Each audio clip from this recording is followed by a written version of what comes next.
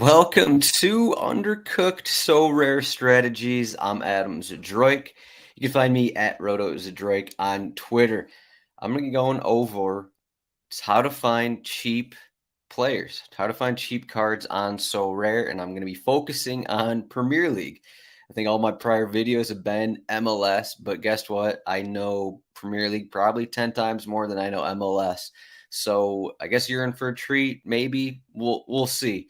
But I throughout the season, I can't remember the last time I missed a team update in the Premier League that has been on Twitter. So I've been following these teams pretty consistently over the last few years. So I've been kind of know how the managers think, how the managers talk, and hopefully going to take that into So Rare and going into a new season here, see what that means for everything. It helped. It helped in terms of betting last year. We'll see if it helps again. But rotowire.com/soccer trial.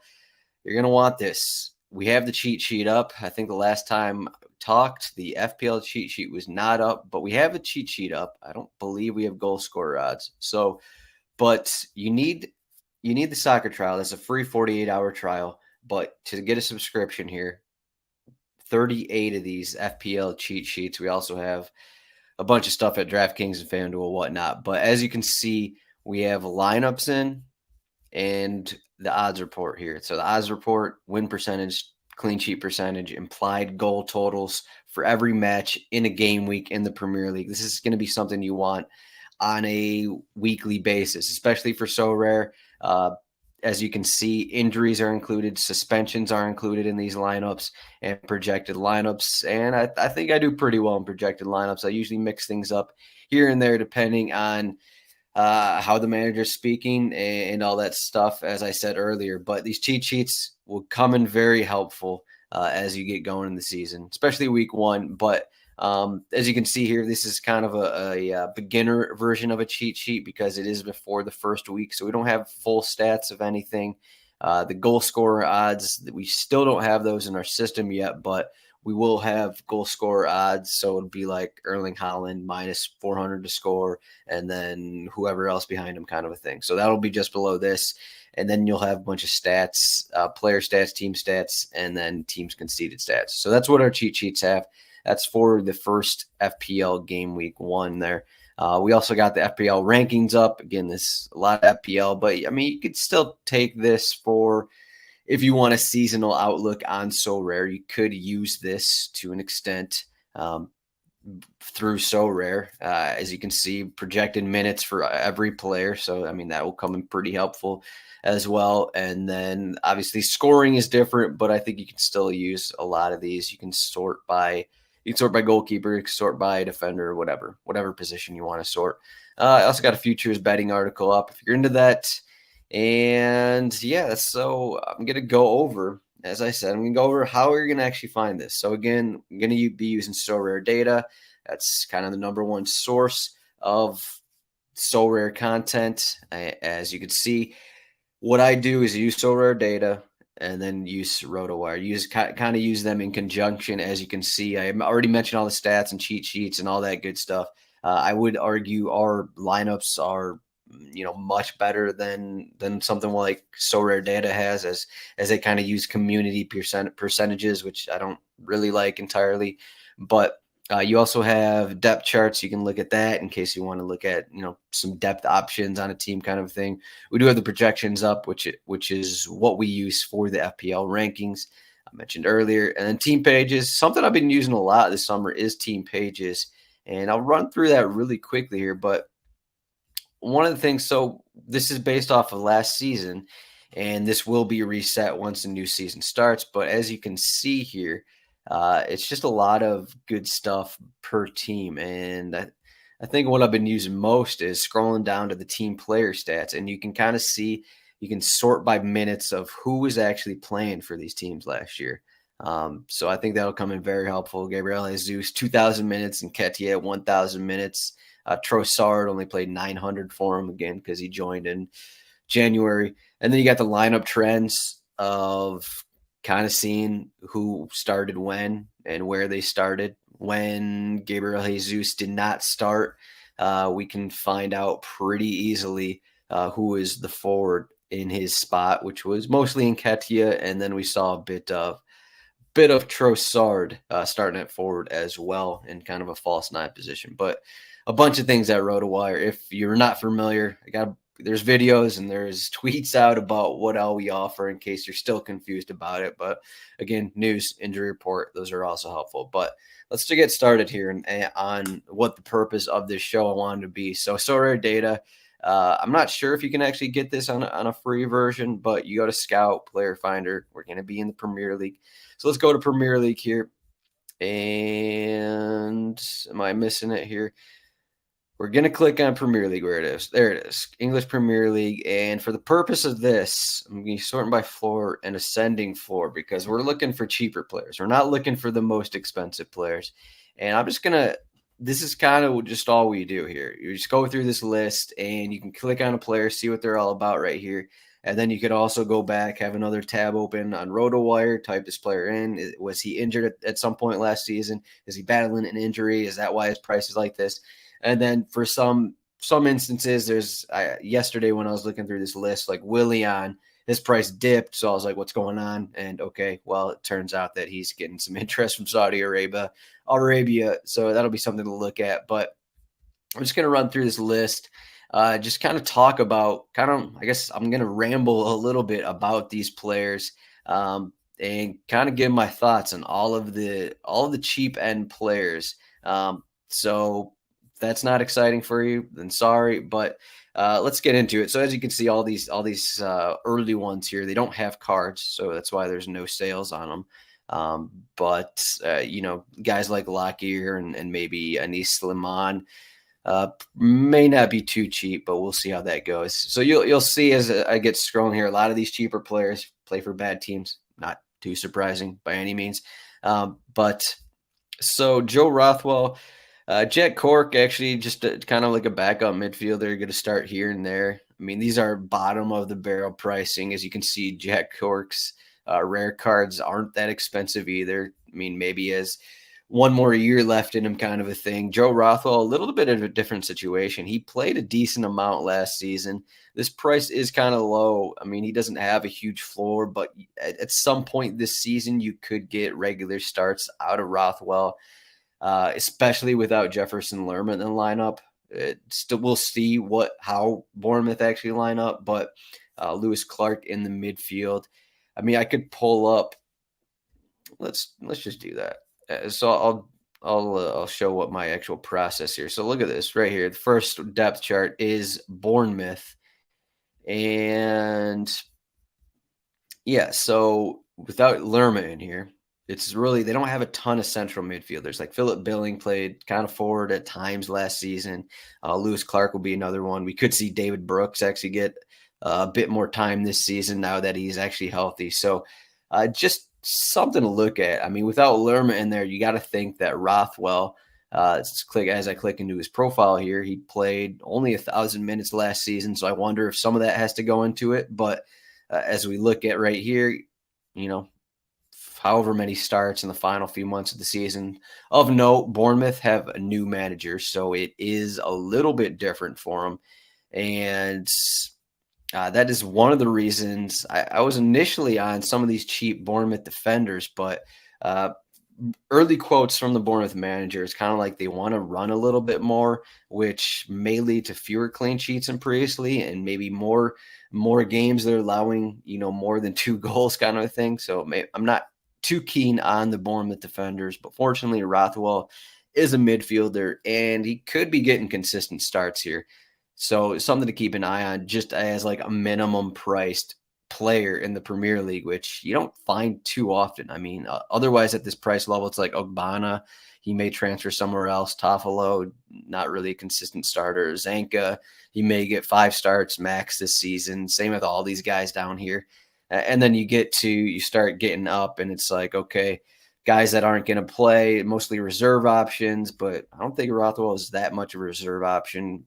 Adam Smith may be a regular starter at right back, but as I mentioned, if Bournemouth get into some high-scoring matches, I'm not sure I want him. Vitinho is a younger player. he actually started last season playing some fullback, but then towards the end of the season, maybe the second half, he had a bunch of starts in attacking positions.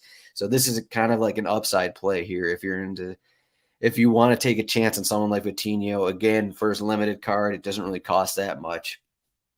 And now we're into Nottingham Forest. And I would prefer Nottingham Forest defenders over Bournemouth defenders. I think they're slightly better. Joe Worrell is just another one of those consistent starters. So he's also pretty cheap.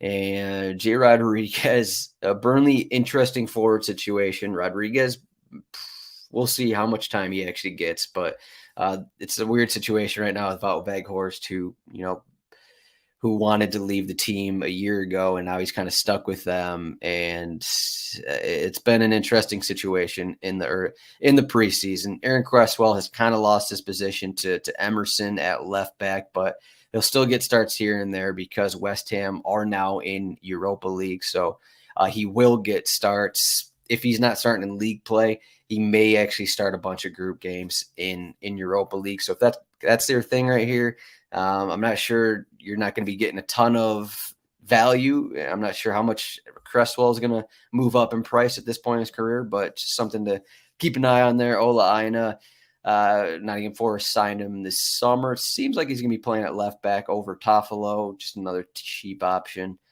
Getting some Burnley defenders. There's a couple. So Luton Town and Burnley, just two teams that maybe Burnley not as defensive as they used to be. I'd actually prefer Luton Town and Sheffield United are the more defensive teams that I wanted to mention. Just teams that are going to be okay with a bunch of scoreless draws. And they both run this 3-5-2-ish kind of thing. And so if you want to stack a couple of those defenders for super cheap, maybe not the worst thing in the world when you get their home games kind of a thing, and hope for the 1-0 win, hope for the scoreless draw, because I think both those teams are in play for 10 clean sheets. Then again, in the other 28 matches, they're also in play to get blown up for 5 or so goals because their teams just aren't that good. But Goodmanson, I found it funny that Goodmanson's still getting a significant amount of time for Burnley, but just another cheap player who will show up on the score sheet here and there. We got Hayden and Johnny Baptiste, just guys that don't play a ton. Michael Keane, seems like, so Michael Keane won a starting spot towards the end of last season under Deitch, and it seems like he's going to be starting there again next to Tarkowski.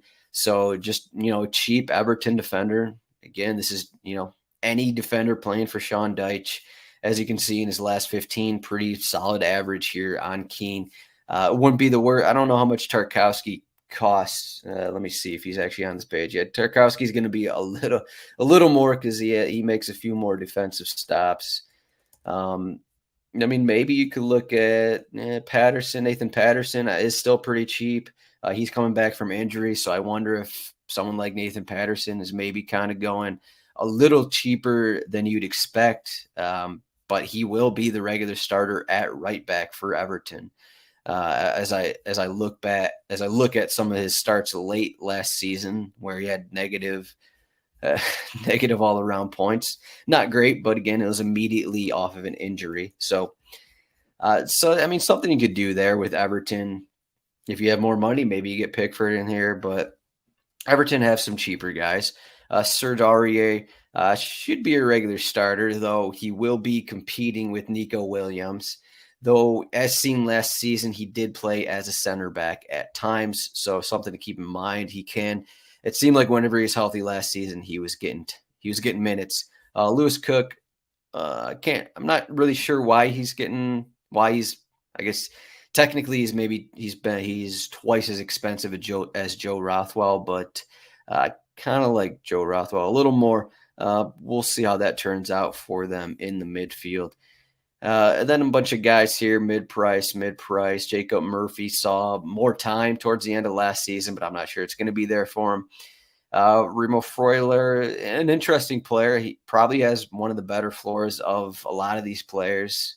It is on the wrong side of 30 here, but he could get some regular starts. We'll see how that Nottingham Forest midfield works out because last season Steve Cooper just kind of changed the lineup every week because nothing really seemed to work all that consistently. I would keep an eye on a lot of these Fulham guys. And if you saw the graphic on YouTube, I will be talking about Carlos Vinicius, but Tom Kearney, another guy, he took over for Andres Pereira when he was injured at the end of last season. So Kearney was getting a lot of minutes. He is 32 here, but the one thing here, so we don't know what's going to happen with Mitrovic. I think this Fulham situation is pretty interesting. So it seems like Mitrovic is going to go somewhere else. There's a chance he stays at Fulham and guts it out, even though he said he didn't want to play for Fulham again. So that would kind of hurt a lot of these guys. I would hurt Vinicius, maybe even Kearney to an extent. But so the depth of Fulham just kind of has taken a bit of a blow here, especially if Mitrovic is gone. Willian is already gone. I believe he signed his contract, and that's about to be announced if it hasn't been announced already. So you have that, and then that moves in guys like, I think Vinicius, even though they signed Raul Jimenez, I think Vinicius is actually going to get more. If Mitrovic is gone, I think Vinicius is the guy you want over Jimenez. Though of note, Vinicius has also been in rumors to go to like Las Palmas. So, I mean, you have that to worry about if you only want to be a Premier League player. But Kearney, I think he played in, I guess this is a situation we go to RotoWire here and actually look at Kearney. I think he actually played in almost every match because he came off the bench. He played in 33 matches last season, had a bit of an injury, but as you can see here, he was always coming off the bench, sometimes playing 45 minutes off the bench. Could play as an attacking midfielder, could play as a defensive midfielder. And also of note, Joel Paulinho picked up an injury maybe about a week ago. We still don't know the full extent of that. So as you can see, just with a guy like Kearney, he can play a couple different positions, and we already have all these unknowns of just guys leaving Fulham. I think it is worth checking out some of these cheaper Fulham guys here just to I mean, if you even don't want to play with him for the full season, maybe just get him now for super cheap, and then maybe he gets a couple starts, and it's like, okay, his price doubles kind of a thing because he is getting a couple starts. Just something I keep an eye on here with things like this. Ryan Christie, another guy kind of in the I've already talked about a couple Bournemouth midfielders, but he's been getting a lot. He started a bunch towards the end of last season. He's been playing a lot in the preseason. Seems like he's going to become a regular here even when Marcus Tavernier is back from his injury. So just someone to keep an eye on. May have a split of set pieces as well. Another just super cheap Bournemouth player. Semedo is going to get some competition from Matt Doherty. As you look at some of his recent averages, he had some pretty bad games towards the end of the last season. I assume it was because he had a lot of crosses to no one. Boubacar Traore is also another one of these interesting players who battled injury for a good part last season, but I think he can find a consistent role. He got a decent amount of playing time before his injury last season. And I wouldn't really take these averages into account because half of them are probably off the bench. So Boubacar Traore is an interesting one. Wolves, as we know, just a defensive team. So if anyone, I'd also look at some of their defensive players. You could stack Traore with some of their defenders, kind of thing like that. So as we get here, I could just read off every name and go for however many hours, but I'll keep going for a little bit here. I'm going to click on forwards in just a second before I get to a couple more guys. Toti Gomez, we saw him play at left back last season. He could also play at center back. So just the versatility right there of Toti, of just a cheap defender on a back line who we know is going to get probably 10 plus clean sheets. So something right there. De Cordova-Reid, he could be back in a regular starting role given what's going on with Willian. So something to keep an eye on there with De Cordova-Reid. Lloyd Kelly has some pretty good numbers, and I think he might have been, or he may be Bournemouth's best defender. He was last season. The signing of Milos Kirkes to left back, it may confuse some things, but I think I think Kelly is versatile enough that he can actually play in both fullback spots and at center back. So cheap right here. I know I mentioned I didn't want to get involved with any Bournemouth defenders, but I do like Kelly as a defender. Harrison Reed, going back to what I said about Fulham, Jeffrey Schlupp, not the worst idea here. So we know Zaha's gone, and it seems like Michael Elise is going to be gone. So it's two regular starters gone. And we saw last season Schlupp did play in a midfield role, but he did play in some attacking roles at times. So as we can see, he is in some kind of a versatile role. Crystal Palace don't have a ton of guys. Roy Hodgson, we already know he likes to play defensive. So Schlupp could be in another regular starting role here, and just another cheap guy. And I feel like if he gets a few starts to start the season, his price will go up. Just one of those situations like that. So I'm going to click on forward here, and then I'll be out with this show because forwards, you don't get a ton of cheaper forwards, and you don't really get a ton of cheaper goalkeepers. Maybe I'll click on goalkeeper here before we go as well. So I mentioned a couple forwards, and I actually just got a Carlos Vinicius card, probably overpaid by maybe by $1 or so, but I still like the position that Carlos Vinicius is in. He's either going to be loaned out because Las Palmas apparently are looking at him. So he's going to be loaned out to a worse league, or he's going to get a decent amount of time playing for Fulham. If Mitrovic is gone, I think Vinicius is going to get time over Raul Jimenez. Vinicius is more comfortable with the team than Jimenez is. Jimenez hasn't been very good for a couple of years. So that's one of the reasons I like Vinicius here. Just something that, as you can see in his rare price, I think that's kind of more telling of where his price should be. But I like him. His rare price is well above Mikel Antonio, who I think his role or maybe a job might be kind of up in the Premier League. So that's one of the guys I wouldn't be looking at. But just Vinicius just kind of stands out just for being cheap and someone who may see a bunch of minutes this season if Mitrovic does end up leaving. As we scroll down here, there's not a ton of guys who have a potential for consistent minutes. Maybe Hee-Chan Hwang, because Wolves aren't signing anyone. They don't have Diego Costa, who was getting a bunch of starts last season, but Hee-Chan did have some injuries last season, probably half the last season. So I guess someone like him, he doesn't have a huge floor and probably less likely to score. Someone like Vinicius. But Danny Ings is an interesting one. The problem is, I already mentioned Antonio. Scamacca apparently is kind of getting used to Premier League a little bit and gaining some form in preseason. And then Mubama, a youngster that has been awesome in preseason. So there's basically 4 options for West Ham. I know Ings might start the first couple matches. I do think Mubama is going to get some time if he doesn't get loaned out elsewhere. And then Scamacca is there as well. But just a situation like this, I'd rather, why are we paying more for Raul Jimenez than Carlos Vinicius? I know Raul Jimenez has had a great history, but I just don't think it's there. Manuel Benson, really good player in in the Championship. I'm not sure. We'll see what his numbers look like in the Premier League. That's all I got for forwards here. Welbeck is here. Evan Ferguson, I'm going to assume is going to play the majority. Solanke seems kind of cheap here. Someone to keep an eye on there. Johan Wissa. There are no guarantees to when Wissa is going to get the start, but without Ivan Toney, you got to think that Wissa will get plenty of time. So pretty cheap there. So maybe if he starts the first couple matches, just another one of those guys who's like, okay, his price is going to go up kind of thing. I'll check really quickly to see if there's any goalkeepers that are somewhat cheap or if I have any interest in. So let's see. Yeah, we're in the range of Tottenham backups. Guaita doesn't sound like Guaita's. He's already pretty old. Doesn't sound like he's going to be staying with the team. Wayne Hennessy, latest news I saw is Matt Turner is about to be signed.